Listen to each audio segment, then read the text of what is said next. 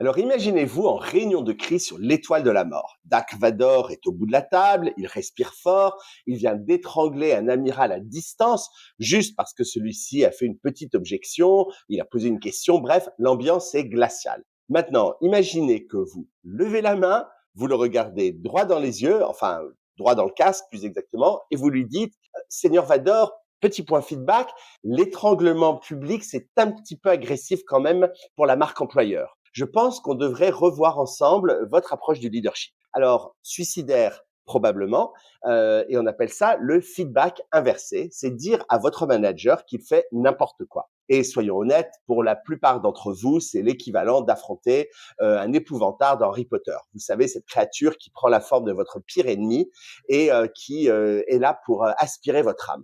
Vous ouvrez la porte pour une discussion constructive et votre cerveau voit votre boss se transformer en un cauchemar. La peur du jugement, la peur du retour du bâton ou pire, la peur du vide, celle de parler pour rien. Eh bien, dans un article récent des Échos, si cette idée vous fait peur, eh bien, les Échos nous disent que c'est normal. Le feedback inversé, c'est un exercice qui est excessivement difficile. Mais voici la réalité, modèle du manager requin, celui qui est vertical, autoritaire, solitaire, eh bien, c'est fini. C'est has-been d'ailleurs. Des boîtes comme Netflix ou L'Oréal revendiquent au contraire des cultures managériales bien plus collaboratives. Elles cherchent désormais des managers plutôt dauphins, pas requins, coopératifs, intelligents, qui savent nager en groupe. Donc, si votre boss agit encore comme un prédateur solitaire, eh bien, il met toute l'équipe en danger. Et c'est en partie votre job, à vous, qui lui reportez, de lui dire. C'est un des meilleurs moyens pour votre manager de progresser. Alors, comment est-ce qu'on s'y prend sans se faire dévorer? Eh bien, première règle, arrêtez immédiatement avec ce qu'on appelle la méthode sandwich. Vous savez, un compliment, une critique. Un compliment, une critique. En fait, c'est faible, ça dilue le message. Votre boss n'est pas idiot, il s'en arnaque. Adaptez plutôt ce qu'on appelle la radical candor, la franchise radicale. Elle a été popularisée par Kim Scott, une ancienne de chez Google.